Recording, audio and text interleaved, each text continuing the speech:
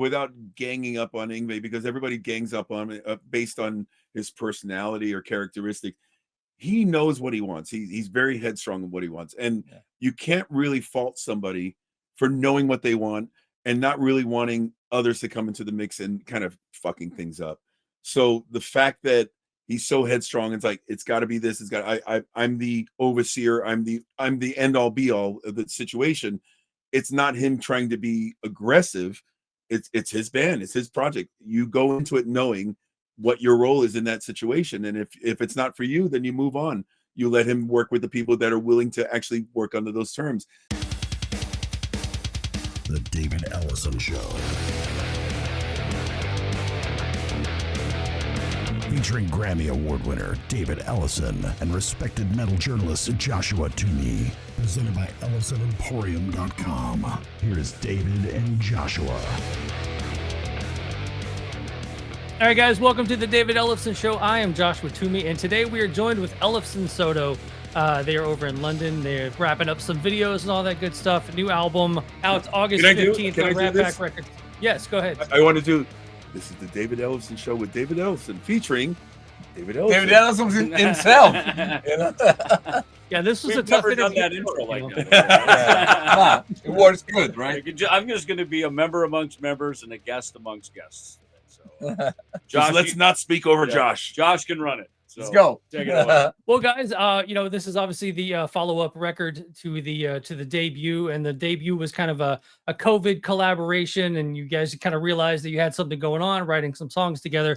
And so what kind of brought you guys back together to do the second record, and just kind of go from there?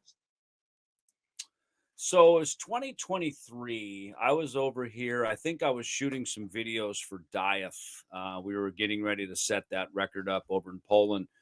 And, usually when I come over to this side of the world, I just try to be as productive, as creative, as resourceful as possible. So I'm like, so I hit Andy, who lives down in Verona, Italy. And we're here in the Rogue Recording Studios. This is now inside of Battery Studios, which we'll get to that in a minute, because that's a whole conversation itself. But our friend Alessio, actually it's Andy's friend Alessio, vocalist, sang in Dragon Force for a while, amongst a bunch of other stuff.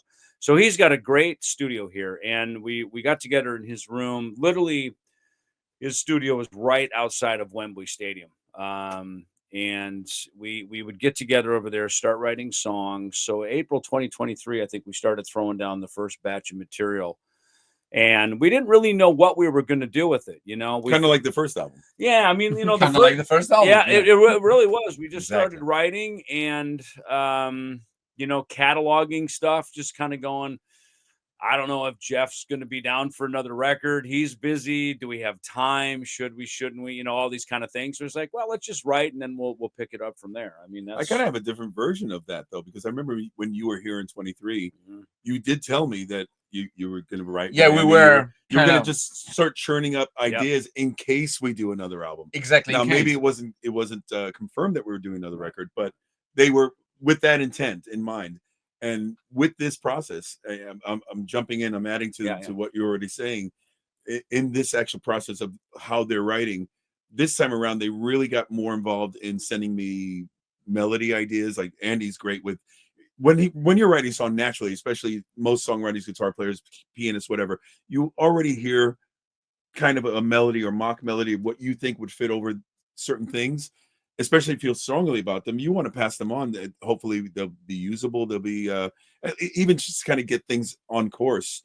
And David is the same way with lyrics. He's kind of a wordsmith himself. So between the two of these guys sending me melody ideas as well as lyrical and theme ideas, it kind of gave me a kickstart to not only make my job a little easier, but it gave me the opportunity to do things that I normally wouldn't do on these songs. Had they just given me a blank slate and said, do what you do, they wouldn't sound like this. And I think that's why these songs are so special, because it truly is a collaborative effort in terms of all three names are on every song because we did every song together. Yeah, and very spontaneously. And then we send it to the Lion. We write melodies, riffs, and then we, ship it to the Lion, and he does it. It delivers. And then I just roar over everything. Roaring on the whole album, and it works. seems to work, right? Yeah. We're satisfied. Yeah, and the one thing, obviously having the Ellefson name on it, you kind of think it's going to be maybe a little bit thrashier, but I was reading the comment section on the latest video and kind of getting into the record. I mean, it's almost a little bit more power metal, which is kind of nice, kind of hearing David play on that, and you guys obviously with the riffs and the vocal stuff and stuff. So just kind of talk about Andy kind of coming up with the music, and even David, like kind of coming up with music a little bit outside the norm for you, I guess. Right over here, there's this really great Fender jazz bass. In fact, Andy, can you grab it real quick? Okay. Right there. This bass, I've always said instruments have songs in them. They've got magic in them. And this is Alessio's studio bass here. You just throw it to them. Right. Yeah, this freaking thing basically helped create so many of the songs. In fact, some of the bass line, that we even on Unbreakable, sometimes you just pick up an instrument and you start playing something. This is not an instrument I would normally play. So all of a sudden I'm creating things and it comes out and it's just, it's there, right? It's there. Same with being in certain studios, in certain environments, even living rooms, wherever it is, you sit down to compose, man, all of a sudden there's just magic and that starts to happen. And I think that was the impetus of this. Songs like "Hate You, Hate Me." What were a couple of other ones that were kind of the core that we started early on? Early on, yeah. Early on, we had like a Vengeance was another one, and Son of a Bitch. And Son of a Bitch. And Vengeance, it's funny. Son of a Bitch. It's with Vengeance, it's funny too, because I went down to see KK's Priest and Accept when they came to Phoenix. And Ripper's a good friend of all of ours. He's one of the good guys in the neighborhood. And of course he sings great. And I just asked him because we were talking about, should we have a couple of, just guest appearances? And like I said to Jeff, I said, it sucks that it's always the singer who's the guest, because you never have like a guest bass player, Right. you never have like guest drummer, you know what I mean? I mean, the guy's being replaced, you know what I mean? So next album, I said, I apologize in advance that they're always sort of guest vocals, but that's the thing the audience listens to, And so I asked Ripper, I said, would you mind, lending a little something to the album? He goes, absolutely. Let me know whatever you want, And another song that we had Laura Goldemond from Burning Witches, who's been a friend of Andy's. Actually, he suggested that. On the first record, we did a song that had a duet with Jeff and a woman, Giada, from a group called Frozen Crown. Out of Venice, Italy. And I like the idea of having, you can write. It's hard for two guys to sing the love song to each other when it's meant to be in a guy and girl. You know what I mean? So this kind of happened again very organically. So you haven't seen our video of singing "Careless you Whisper" two singing to each other? No, I haven't seen that too, to be honest. I mean, it can be done, but I'm never gonna dance again. Sorry. So with the song "Poison Tears," we had the song, we had this lyric, and I said, Andy, what do you think? And he said, man, Laura is a good friend. Burning Witches is a cool band. They got a new record coming out here. And, she had a good voice, and she even said, she goes, man, this is really low for me to sing. Right. And I think the thing too, with a new record like this, like you mentioned, for me, I don't have to do everything I have done in my past. This is a clean slate. Even for Jeff, who has Soto and all of his other things that he does, it's a way to, kind of tear a new page, and have a blank page there that we can create something new. It doesn't have to be what our past is. And it's just a chance to, just carve a new path together. It's one of the reasons I don't protest when they come to me with the idea of bringing other singers or duets and that type of thing, because the name of the band's Ellefson-Soto. Okay, the focus is the two names. The two veterans have been around the block a few times, but for the most part, it kind of leaves, as he said, it gives us a chance to open a new page. And if you have a set band name, like millions of I could use as references, then you worry about, are we tarnishing it? We're not giving the attention to the band. There are no rules with what we're doing here. We kind of making it up as we go, and then we're breaking it and trying other things as we go. So that's the beauty about this whole situation. And it went from an organic, as you said earlier, Josh, a kind of a collaborative effort during the pandemic. Now it's actually turned into something real. So it started with something like, I don't know what we're doing here. Let's see if it works, and let's put it against the wall. If it sticks, we'll follow through with it. And now we realize it's stuck, and that's why we're just trying to find new ways to establish or reestablish what we've already done. And obviously with Andy, that it's a huge bonus. Yeah, the next album will be Ellefson-Soto and Martongelli.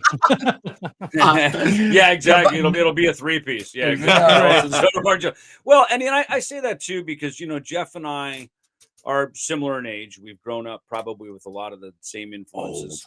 Marty Martongelli over here, the new name, but no, Andy's a couple years younger than us, brings a ferocious punch. I like working with, in Megadeth, of course, we were an American band, right? So we, worked, at least in the beginning, mostly American musicians and stuff. Jeff has had an opportunity to work with a lot of international artists in the last... From day one. Yeah. The last, 10, 15 years of my career, I've worked now with a lot more international artists that I've really enjoyed.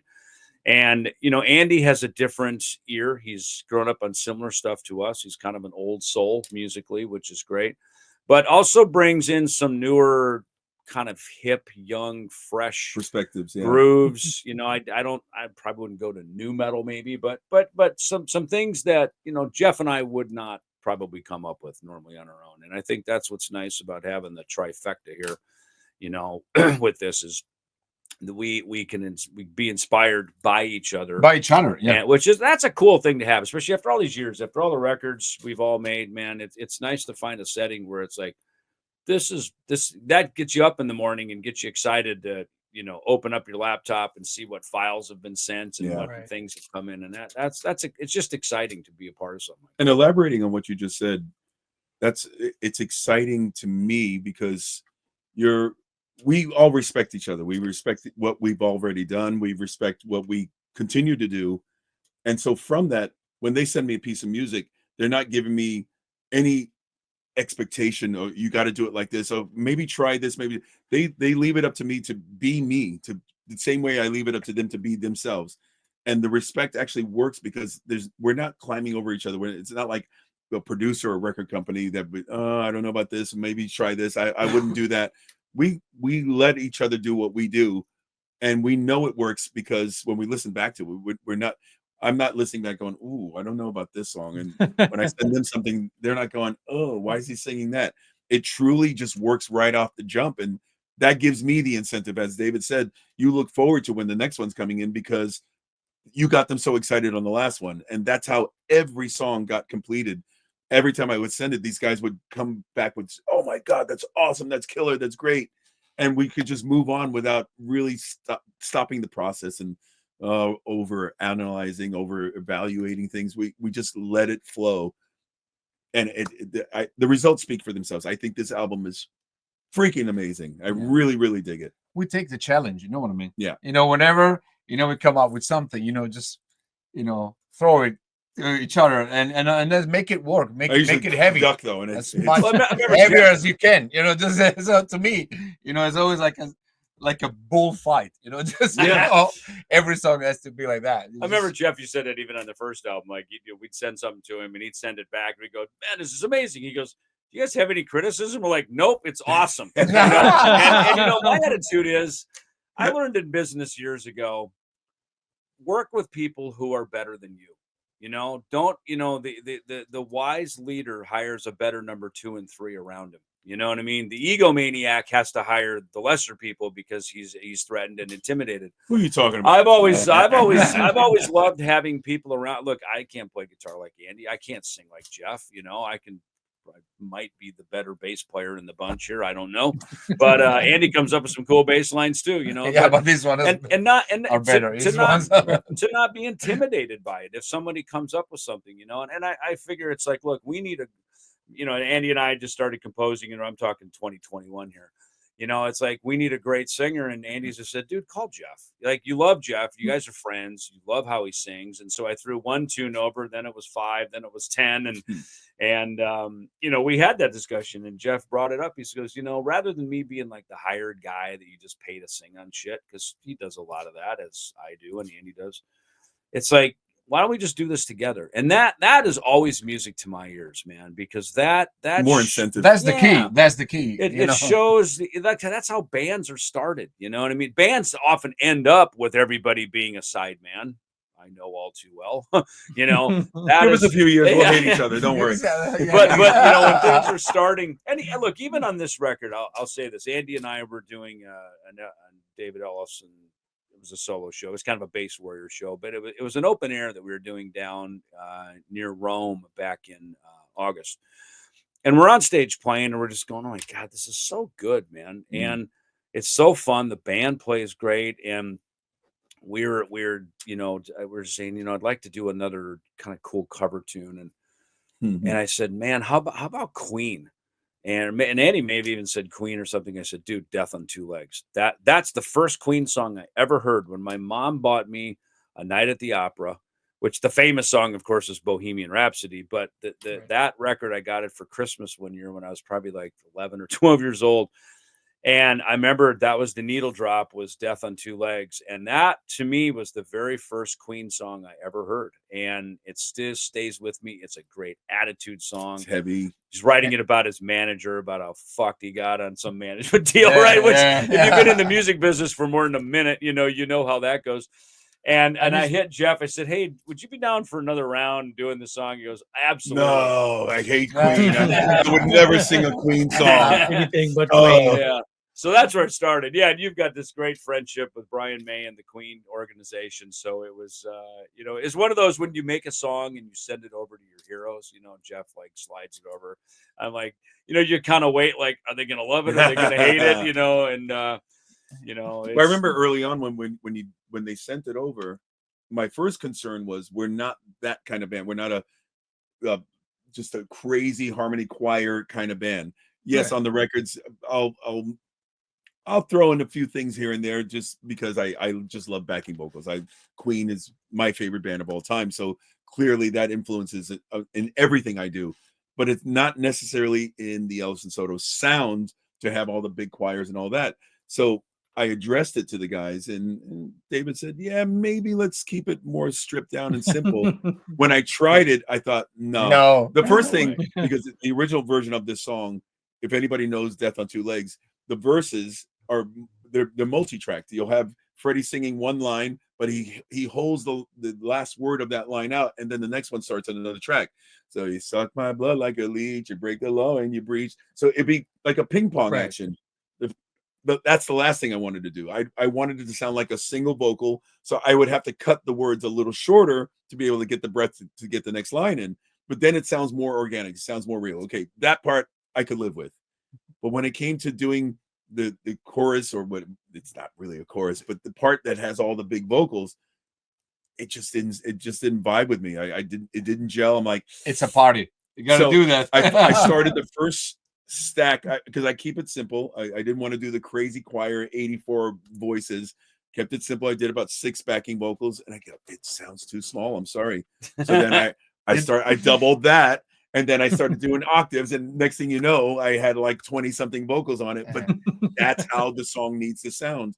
And I thought, oh God, these guys are going to crucify me. They're going to say, dude, it's too full. It's not believable if we put something like that on there. Instead, they said, sounds great. It sounds fucking it sounds amazing. Music to my ears when somebody allows me to do what I feel is the right direction, the right step for the particular song, especially something like this. And from that truly is what got us kickstarted in making this record. We got that song out of the gate. I was so excited that they were so excited, and that just led to one song after the other. They loved it. Next one. Oh, they loved it. It just we got to the end and we're like, let's keep doing more. Fuck this. We need to stop. Double album. Yeah. Well, he was up against the schedule with Trans-Siberian Orchestra, which is the annual party for him, you know. So that starts, you know. So we really had to get everything done by about the end of October, mid-October. End of October. Yeah. And I was actually over here. We had the Kings of Thrash tour that we started at the Underworld here in London mid-October. And I was in with Alessio and Andy in the studio, just grinding for 2 days hard, playing bass on 10, 11 songs. And I mean, I've done that kind of session before where you're just deep in it. And, you know, now I listen back to it and I got to say, it's some of my favorite bass work I've ever done. And it, you know, cause it's a team effort, right? With all of us there, Andy's got his guitar in his hand so we can double check notes. We're going over riffs. Yeah. And that's how I like to do it, man. I like to be produced. You know, I like to have, you know, Alessio behind the controls, Andy saying, hey, I played this line here. Can we harmonize that? Can we embellish that, you know, to create a little bit of a different melody structure? Because to me, you know, nobody's a solo act, you know, and even if you are a solo act with your name on the door, you know, there's a lot of people involved in this stuff. And I love our team. I love that, you know, Jeff's over here to start doing some other shows. And we had this week where we could get together and bro down, celebrate our record together since it's coming out here. And actually come up with more content. I mean, we went not against, we didn't go against the label, but they're not financing the extra stuff that we wanted to do. We were so excited about this. We said, you know what, we're going to self-finance it because we just want as much content. We feel so strongly about the record. And when I say that, everybody says that about every new song, every new album. You got to believe in it. You got to say it's the best work I've ever done. Everybody says that, but I truly feel this album is really special to me. I don't listen to the stuff when I finish an album, I put it to the side. I'm already on to the next. Right. I find myself listening to this album over and over because I get excited on this record. Like I'm listening to a favorite new band. And my voice is the only crutch because I hate listening to my own voice, but I love these songs so much. And I love the catchy, everything about the attitude, everything about these songs that these guys sent to me that allowed me to actually, you know, to build upon them myself. That's the part I get excited about when I listen to this record. Isn't that funny to hear a singer say that he hates his own voice? Because most people, when you hear your voice, we don't like our own voice, right? No. But to hear a singer who like makes a living doing this, go, it's out of my own crazy, voice, right? It's crazy. Meanwhile, we're over here going, this guy rules, man. Send us more tracks. Right. No, the one thing I could be somewhere where somebody's saying, "Hey Jeff, I love that song you did in 2004 on this album. Can you sing me a few bars?" I'm like, I have no idea what the hell you're talking about. Right. Well, you sing me the song, so you remind me what you're talking. I don't remember my own songs because I kind of push into the side that I'm kind of like the bad dad. I get a bunch of kids and I say, you're on your own now. I'm getting some more kids. But when you're making records, I mean, even the bass lines, we call it record and forget, right? you play the line, you're kind of learning it on the spot, right? You're sort of creating it, making it up. Ooh. You record it. I can smell what you had for lunch. Oh, what are you talking about? I got I can smell Indian food. I have a Hall's mentholyptus over here. I smell curry. I hate the smell of my own voice. I hate myself. No, but it's like this sort of, record and forget. So when we make records, it is like that. Sometimes I haven't listened to some of the records I've made for years. The only time I listen to them is when I have to go back and learn something. Yeah. And then you get these moments where you go back and you go, that was quite good, actually. And how did it come up? Sometimes you say, well, how did this come up? And then sounds great. At some point, we have the Monsters of Rock Cruise coming up. We're looking at if there's some other show opportunities for us. That I was thinking, oh my God, I got to relearn all that stuff. Like, how did I even come up with that? You know what I mean? You and me both. Which is a cool thing. But I did want to say the one thing that, obviously Ellefson-Soto, it's in the name. David's bass is incredible on this. Jeff, your vocals are incredible on this. But the one thing I got to say is Andy's guitar solos. I'm not a guitar solo guy. I'm a bass player, whatever. But every time I got to the guitar solo section, there were new, fresh, innovative guitar solos. And I think you crushed it on this, Andy. Oh, thank you. Thank you so much. Thank you. I mean, I think the next album, because he's so imperative to the group. I'm not imperative at all. We're gonna put his initial at the top, so it'll be MES. Because when you put us together, it's just a mess. The mess. Right? But so talk a little bit about, coming up with the kind of coming up with the solos. Was it a long process? There's a lot of improvised stuff. There's a lot, especially, it's the first take and then you fix a couple of notes. Most of the time it's the first take that I record in the morning when I don't understand what's going on. When you wake up. Well, you've got a great studio at your house down in Verona, right? You've got a fantastic studio. It also is a very creative environment down there. We've sat in your room, in your studio, and just come up with some amazing stuff. And it's, if I can just speak to it, since he's so modest about it, he is a fiery, feisty guy, man. And I love that. It's in fact, we hired Andy when me and Frank Bello did Altitudes and Attitude, and we went on tour with Slash over here, and that was kind of the first time we had worked together. We'd been on the road together.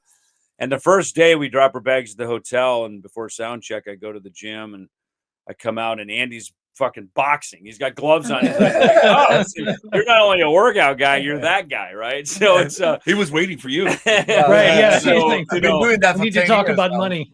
Yeah, the Italian bull over here. And I think if I could just say, Andy, your personality comes through your guitar playing. You're feisty, you're a foodie. You live like a true Italian with a lot of gusto. Yeah, the gusto, mucho gusto. Yeah, funny accent, of course. But you got, that Rocky Balboa attitude. That we David, you know how I like to, find the common ground and everything. And I thought it was fun that Jeff Scott Soto sings on the Rockstar, movie, which is kind of based on Ripper, who's on the new album, kind of the full circle. How crazy is that, right? How crazy is that? And then Megadeth was the fluff band one day. Right. They advertised us to come in and perform there. That's right. To keep the audience there. In between the filming, yeah. Yeah. I didn't get to, I wasn't there. I missed that whole thing. Yeah. And I was bummed. I wanted to go for the shooting because obviously providing the vocals for that imperative scene, I wanted to be able to say, oh, he's not really miming it the right way, but they got it done. They did it right. That's one of my favorite movies. I mean, look, there's Spinal Tap, there's Sid and Nancy, there's some great rock and roll movies. Rockstar is a great movie. Yeah. You did a great job singing on it. It's fantastic. I love watching it. I love listening to the soundtrack. Props to Sammy Hagar for Stand Up and Shout. Well, it's called Stand Up, but what a great song. What a great vehicle for me to just Did he write that? He wrote that. He actually released his own version. It's in a different key, did different lyrics. Really? But he wrote the original version, and they kind of altered. I guess he had to alter the lyrics to match what they wanted to, So who was it? It was you, and then the Steelheart guy. Who was it that sang on? Millie Mativic, yeah. Millie Mativic, yeah. And again, how the worlds just collide and coincide. I sang backgrounds on the entire second Steelheart album, so we're all in the same cluster family circle. Small war,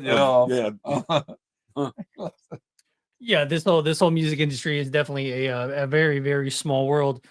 So hey everybody, David and Josh here, and just want to let you know about Rockabilia, our new partners here on the show, and you can visit them and enter David10 for 10% off on any of your purchases. So some cool stuff they have there, Josh.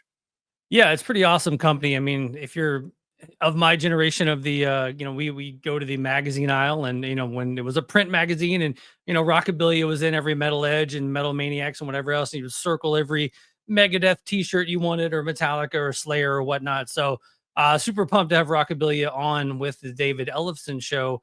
And, just a few things. They've got over 500,000 items over at rockabilia.com, including staples like the Master of Puppets shirts, Rest in Peace shirts. They do limited edition exclusive drops each month. And the one thing that they wanted to stress was everything is 100% authentic. No bootlegs over there at rockabilia.com. So that's obviously a plus there too.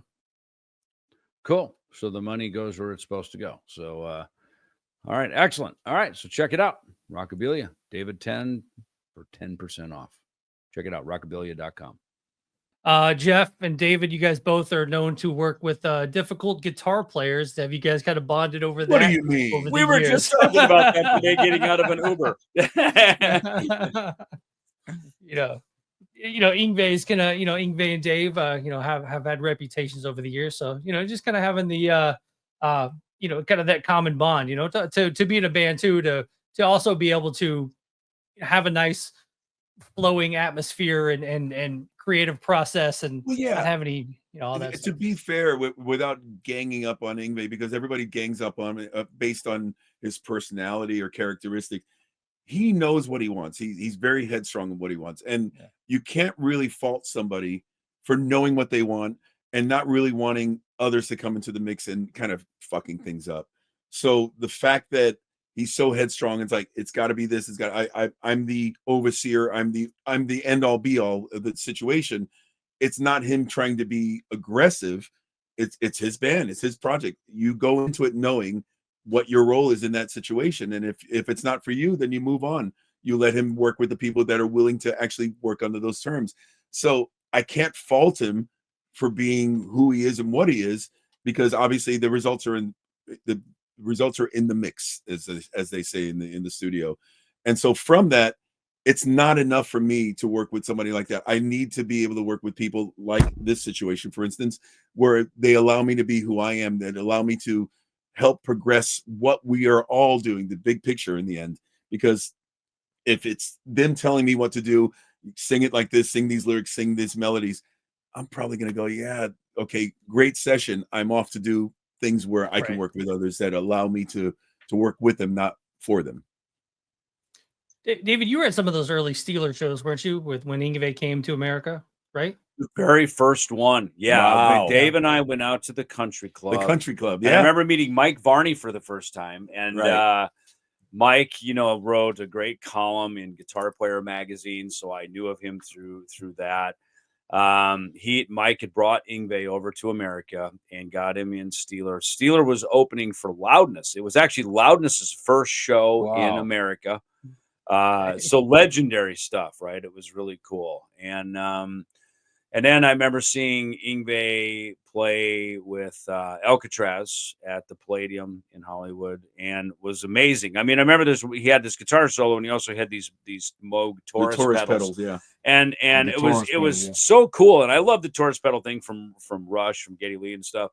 And I copped that vibe on the Euthanasia album, like on Family Tree, when we would play that. I'd use the pedals, to kind of add this subharmonic low end, and kind of copying what I saw Yngwie doing. He would just sort of hold these pads, it's almost like a keyboard.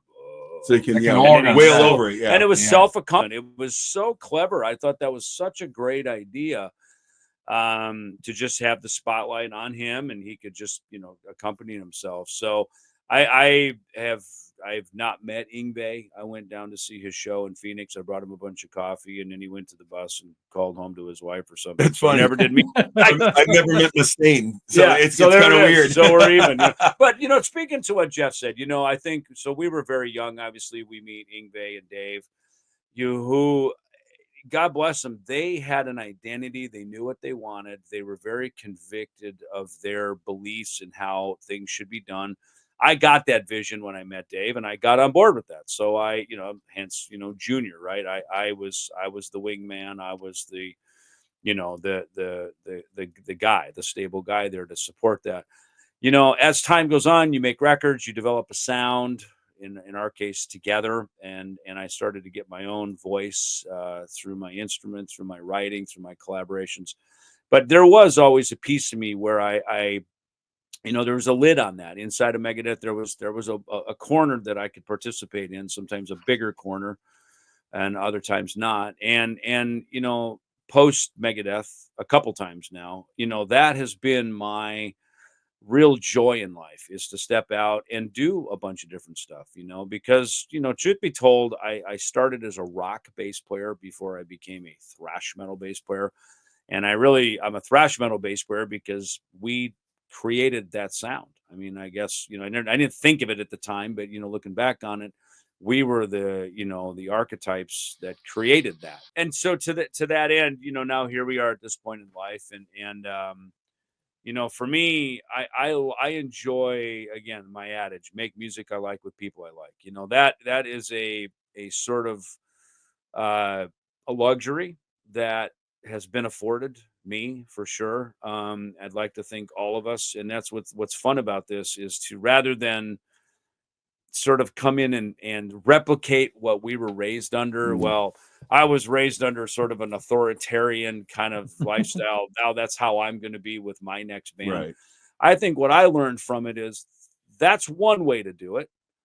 It does work. Dave's way did work, and then we had our way, right? And then our way worked. And, post that, you come into a new musical setting. It's fun to, I could say start collaborating with Andy. Then we start collaborating with Jeff, to sort of, put it all together. It's the past doesn't always have to be what your future is going to be, and your future doesn't always have to be what your past is, and there's a freedom in that. Some fans will go, "Oh, it's not Rust in Peace." Yeah, fair of course enough. it's not. Fair enough. Whatever. Yeah, and of course it's not. It's not that. Oh, it's not. I'm a Viking. Because life It's goes not on. that group. It's not Like, that group of guys. And to our defense, we never designed it to be.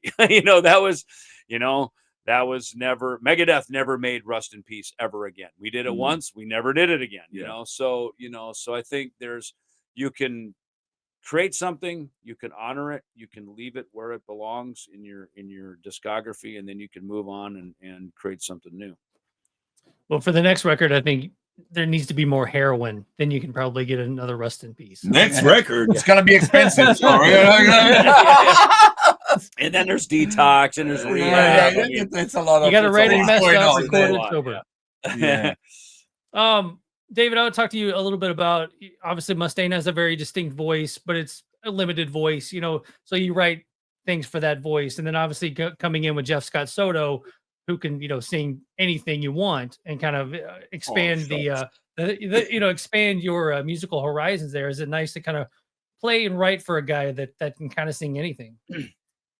Absolutely. I mean, I realized when I would write things for Dave, it wasn't that I was writing for his vocal range. I was writing for his character, because when you get on stage, as you've designed a character as he has, as Alice Cooper, our beloved friend Ozzy Osbourne, there's certain people that are so identified with their character, of who they are, that the words are one part of it. The melodies are maybe even a smaller part of it. In fact, the more I listen to Alice Cooper now, I realize no wonder he liked Megadeth early on. Dave sings just like Alice. Alice sings like Dave. It's more of a talking. It's like a narrative, right? They talk. They Conversational. Yeah, they're storytellers in a very kind of macabre, almost haunting kind of way. And Dave did a lot of that. With Jeff, you're right. I know melodically we can throw anything over to him, or say, "Hey, here's an idea, run with this, take it." What I think I send more to Jeff and even to Andy as we're developing things is our storylines. I'm more in the lyric storyteller part of it more than even writing the melodies. In fact, I think there's maybe one song, the very first one, "Writing on the Wall," which was a solo track that I had, and I just couldn't. I wanted to put it on the Altitudes and Attitude record, and Frank goes, "Great, you sing it." I'm like, "No, the reason I'm bringing it is so that you sing it." I couldn't. It's a really wonderful song that I wrote, and my voice is not right for it. I just know that, and. So my friend John Eccolino in Phoenix, he goes, "Dude, just call Jeff." You know what I mean? So he's saying call Jeff. I call Andy. He goes, "Just call Jeff." So it's like, all roads lead to Jeff. They were talking about Jeff Tate, by the way. Yeah. Right. And I remember that was the first one. I said, "Hey, can I flip you a couple bucks to sing on this?" And he said, "No problem." I mean, dude, literally in a half hour, he had it back with multi-track harmonies. I mean, it was like, Jesus, this guy, man. It's like, so, and that just started, again, we've been friends anyway. And that started sort of because I don't like to lean on favors for people. We're all professionals. Our time is valuable. It's not always about money, but when I say, "Hey, I'll flip you a couple bucks," it says, I know you matter. Your time matters. The quality of what you do matters. Let me compensate you somehow for this. You know what I mean? Because I don't like when people come to me and just ask for favors either. This is not a favor business in the sense that it's like everybody's time is valuable. Make it worth my while. So, right. And expanding on that, he sent me one sent me a few bucks. And he said, damn, would you want to do another one? So he sent me another one, threw me a few bucks. And then when the third one came, I had to say, okay, if this is going to be a regular thing, keep the money, because first of all, as he said, we've known each other for years, and even it was kind of in the back of our heads that one day we'll do something together, even if it's just writing, just creating and doing something with no real intent behind it. And that's exactly what this was. Yeah. We were all locked down at home. We had no idea how long it was going to be before we were going to be normal again. So I said, you know what? Just send them my way. Keep the money. This is fun because it's quality stuff. I was really digging what we were coming up with no pretense on what we're going to do with it in the end. It wasn't until we had like 13, 14 songs, David said, dude, I don't think I want to give these songs to anybody. I don't want to put these on another Ellefson album or this album or other things I'm working on, or try to sell it to another band. I think we should release this, as a collaborative duo kind of thing. And I agreed with him because I really dug what we were doing on the first thing. Again, with no real intent and idea what we're doing with it, it came out that good. But that's why this album came out even better, because now we had the intent. Now we had the experience of how we work together, how we respect one another's opinion on certain things and parts and words, blah, blah, blah, all of the above. Everything about it was just so easy. It was so easy going that I wanted to do more. And this album just completely exceeded my expectations. The way it came out, the mixture sounds, I listened to it, like, oh my God, this puts me in metal heaven when I listen to this record. I think as a fan, this is let me see how to say this properly. This is the best sounding all around thing that David's put out. I agree. Megadeth. Not without putting anything he's done down. I agree. Right. And I think most Megadeth fans are going to gravitate towards this if they'll give it a chance, because a lot of people are just kind of, the way they are. But I think if they actually sit down and listen to it, I think they're like, holy shit, this is awesome. I think musically you're right, but I think because we were just talking about Mustaine's voice and how he's more of a character singer. When you're following Megadeth and you're a mega fan of Megadeth, you kind of want that out of everything those guys are doing, what David is doing. So I add a lot different vibe and a lot of different textures to what these songs are that kind of take it away from that. You don't hear them as, oh, this could have been a Megadeth song or that could have been. It's completely removed from that. So I don't know if it's going to resonate as much with the Megadeth, because they don't necessarily, maybe they don't want somebody who sings the way I sing. Maybe they want me to sing more like more of a character singer like David is, or like Dave Mustaine is.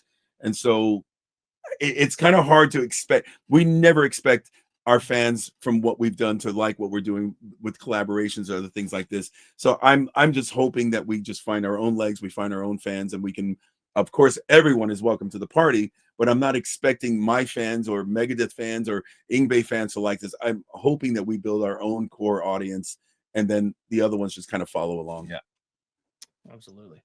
I know how busy David is. I know how busy you are, Jeff and Andy. Like, how are you guys kind of, kind of getting the Google Calendar together to get this band together and to do some shows here and there, to record and to do this week? And go ahead, Jeff. I'll answer this one only because we do differ in what and how we want to get the stuff out there, how we want to present the band and everything. These guys, they're willing to throw your fucking backpack into a station wagon and go out there and play everywhere and anywhere. It's kind of the same mentality when we were 16 years old, sleeping on couches and do what we had to do to get the big word out there. Having been there and done that, especially both David and I, we did the hard knocks. We went through all of that course, built it to a certain level. We've experienced the biggest, the smallest, and everything in between. So for something like this, musically, the integrity in the songs are so good. I don't want to lessen. I don't want to cheapen it by going out there and forcing a tour, by forcing, okay, let's try and book a whole European tour. And next thing you know, 30 people show up one night, 300 another night, 80 another. I want it to be kind of an on-demand process.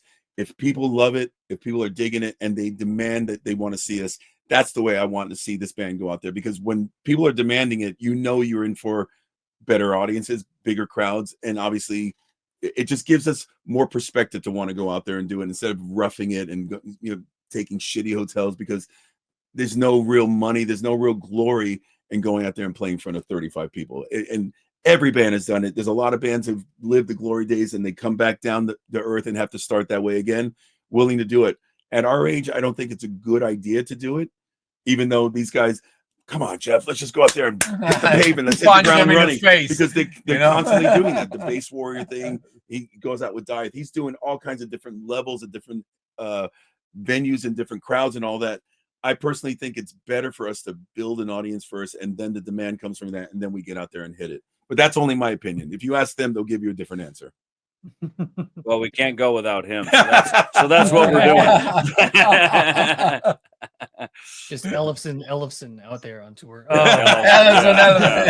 Instrumental. Yeah. Instrumental. Going back to what you said about the Google Calendar, yeah, of course we're exceptionally busy with other things. We have to be, this is what we do for a living. Yeah. The same way somebody wakes up every morning, goes to a day job, a school teacher, or somebody works at a gas station, whatever level of a job, this is our job. So when we're our main day job, if it's a lull, if it's sitting back, we have to find other things to keep going, keep moving, because sitting around doesn't pay the bills. Sitting around doesn't keep the audience talking about you or thinking about you or looking at you. From that, we're able to tap into so many different things. But even when we bring all those influences back, what we're doing, the Ellefson-Soto, I think that's also another positive that we get out of all of these different things that we're doing. Yeah, we want to do that basically because we want to do that. Otherwise, we wouldn't do that.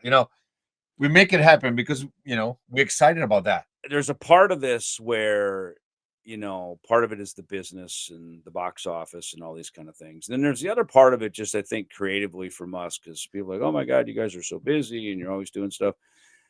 Why not? This is what we're put on the earth to do, to create, to perform, to write, record. And, nothing feeds momentum like momentum, and the hardest thing to get, especially in our line of work, is momentum, to get that one sort of little hit record, that little foothold that gets the phone ringing and gets people calling you back and saying, hey, I see you're doing this. You want to come over and play on this? You want to come out and do a show here? And everybody watching this who's a musician, exactly what we're talking about here, right? That just kickstarting your career and getting it going. And no matter any of your successes that you've had, if you pull out of the game and you're on the sidelines, and I'm not talking about taking a breather and going on vacation, but I'm talking about sort of pulling yourself off the field for a period of time. It isn't so much out of sight, out of mind, because if you're good at what you do, people will always want to hear you and see you. It's about your own sort of kind of vitality with it, to keep your chops up, keep your physicality up.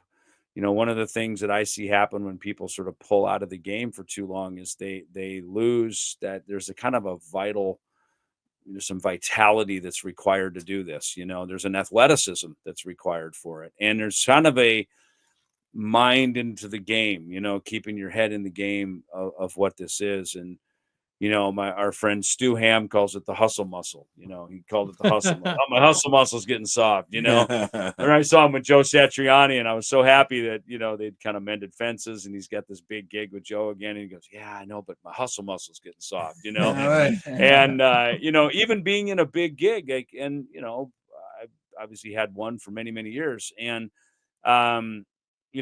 while you're in that, you kind of wonder, God, is there something else I should be doing too? And, so I think for me to having had the best of both worlds, and Jeff's been in some big gigs, Journey and all kinds of other stuff that he's done over the years, big gigs, real gigs, and sometimes those things are meant just for a season, and then you're meant to move on to something else, and sometimes it puts you over.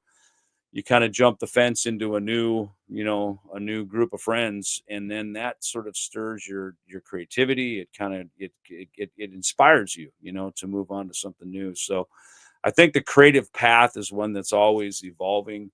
It's constantly developing. It's not meant to stay the same. You know what I mean? Like, I'm glad I've got Rust in Peace in my discography, but there's a lot more to what I do than just play Rust in Peace, So And I think, having a record like this and a collaboration like this, you not only bring the best of what you've done from your past, but you also start to create a new path forward, one that you weren't even aware that you were capable of, quite honestly. And this is our new sandbox. We like our new sandbox. Right. And to be a fan of what you do is a cool thing. Exactly. That's very important. Right. And another thing for me is much more simple. You let the dog that you got in, just let it free. Take just off the do leash. the thing. Go. Let the dogs out. Let the inner dog out. Oh yeah, not that. But you know what I mean. You know what I mean. Yeah. Just when the game, it's game on. We got a good song. We got great, vocals. Bass. Melodies, riffs. So let's go. We do. There's no beating around the bush. You just go straight to the point. And our drummer Paulo. Paulo is, oh my God, he's like a metal machine. He's a metal machine. The first time we did a bass story show, and Andy hired Paulo to play drums for us. It was at the Legend Club in Milan, 2019 or something, right? And I said, just to sound check real quick, let's play Wrathchild by Iron Maiden. So he counts it off, and he fucking played that thing. I swear to God, that was Clive Burr reincarnated back there. And what it was he was driving it with that one hand. Right? A lot of guys do the disco. And he was just leaning in it. And he had that. Right? I was like, that's our drummer. That's the guy. Right? There's our guy. He was looking at me. Meanwhile, we were like, that's the guy. And you can tell, when you get into a gig and there's somebody that plays a way that just resonates with you, or sings a way that resonates with you. Those are the people you keep going back to. Session bands are made out of this in LA and Nashville and New York over the years. The Wrecking Crew, all these guys we've read about. Toto, yeah, they come together because of the magic that they create together. And look, I want to talk about this. We are in one of the most esteemed, famous studios. Most of my teenage records were made in this studio, right? From High and Dry, Pyromania, Iron Maiden Killers, Smashing Pumpkins, Number of the Beast. They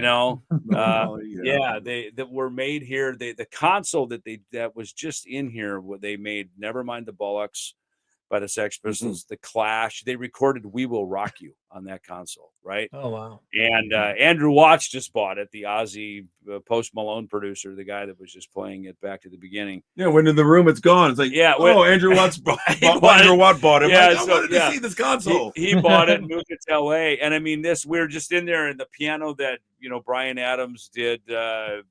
What's the song? Everything I do it for you. Ron Lang produced that over there on that piano. He was in there playing it the other day. I'm going, dude, that's the freaking piano right there.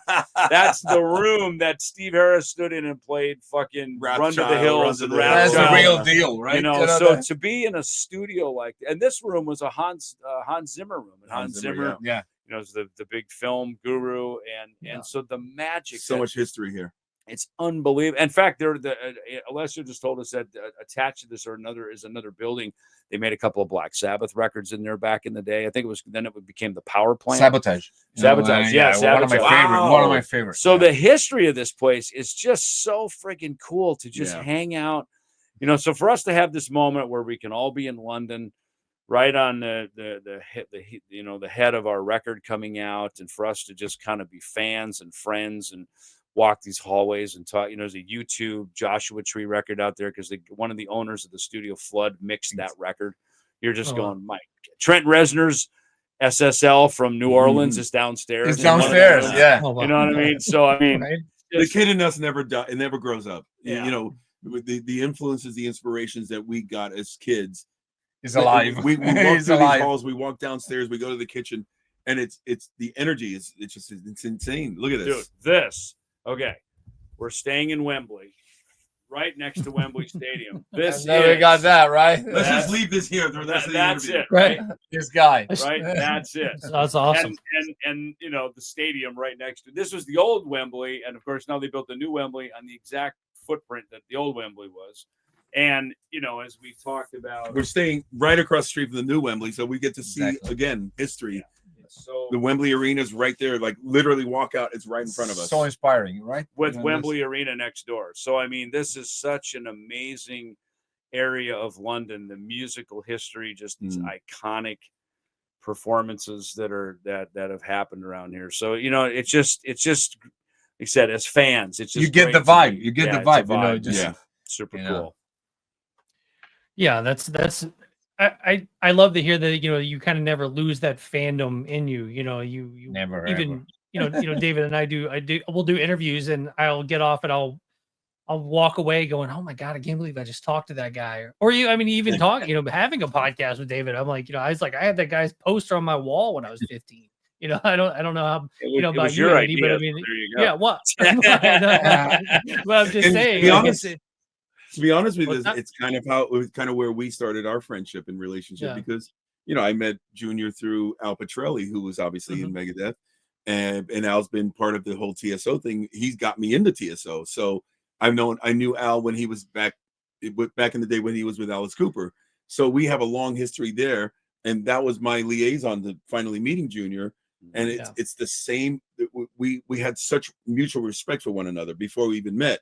So from that, we still have that respect, even though now we're working together. We can continue having that respect for one another, but now it extends because we're creating things that, oh my God, I have even more respect for you based on what you just came up with. It's what I just came up with. And now it's a whole new level of where we're taking the relationship and into the music. This guy, I don't know about him. But. Yeah, no, I don't know about you two.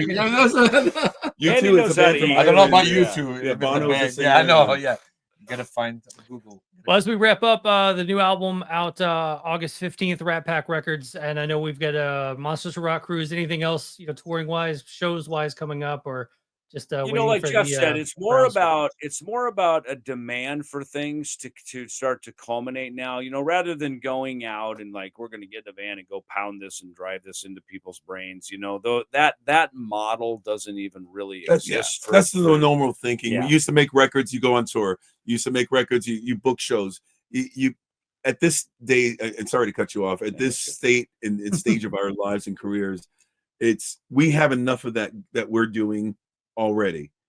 I want to treat this a little more special, just a little tenderly in terms of how we present ourselves, because I don't want us to go out there and if people are not ready for us, if they're not ready to come and see us and not ready to support it, we're kind of shooting ourselves in the feet. We're not really going to get. I personally, this is again only my opinion. I don't feel we're going to get anything out of that. If anything, it might even be soul wrenching. Oh, geez, 80 people showed up tonight. All right, let's just get through this. I don't want that for this band. This album, this band, everything, the chemistry is too special to me. I want to be able to embrace it. And as I said earlier, if we can build a demand, if we can build an audience that wants to see us, I would drop everything and go out there with this band for a whole year. Because if the situation is right, we're going to get more out of it in terms of what we put into it. And we put a lot into it. I want to be able to get out of the live perspective as we put into the creative one. On the pre-order, there's autograph stuff. But what else on the pre-order? Do you know? The packages that Rat Pak do are fantastic. They're amazing. He does all this colored My vinyl. favorite part about being on this. Just the color vinyl is amazing. Joe O'Brien is he's a genius in marketing and branding. It's a great. I love it. And he's a fan. He's a fan. Tell him what is included in these batches and packages. Are insane. He's shown me, there's these backstage patches. He did these trading cards. I haven't had a trading card since Megadeth did run Brockham back, I think, on the Rust and Beast tour. I had my own trading card, right? So to have trading cards, yeah, he does cassettes. It's amazing, and yeah, it's really a great package. I know everything's listed in there. I can't remember it off the top of my head here, but it's patches, stickers. There's so much stuff that it's this kitchen sink. I love what he does and how he does it, and he does it for all his acts. He doesn't have he doesn't sign a bunch of bands. He signs things that he's a fan of, or that he's got a personal relationship, or both. He's a fan of David's, but they also have a very strong personal relationship in terms of the mutual respect for one another. So from that, you really get that. It's a boutique label, but you really get that essence of this guy really cares. Yeah. Nice. All right, David, do we miss anything? Did I do all right? Dude, you did great, man. Yeah, we should let you do this more often. You should have actually worn the David Ellefson mask, so it could have been David Ellefson talking to David Ellefson. Davidson on the David Ellefson Show. Yeah. Oh, it's all good, man. I think we're gonna film your bits. He's gonna basically copy all your bits, and we're just gonna replace you. Yeah, we can do that. Yeah. I'm kidding. No, you did great, Josh. Thank you. Great. All right. Amazing. Well, thank you guys for taking some time here on the David Ellefson Show, and we will talk to you guys soon. Thanks.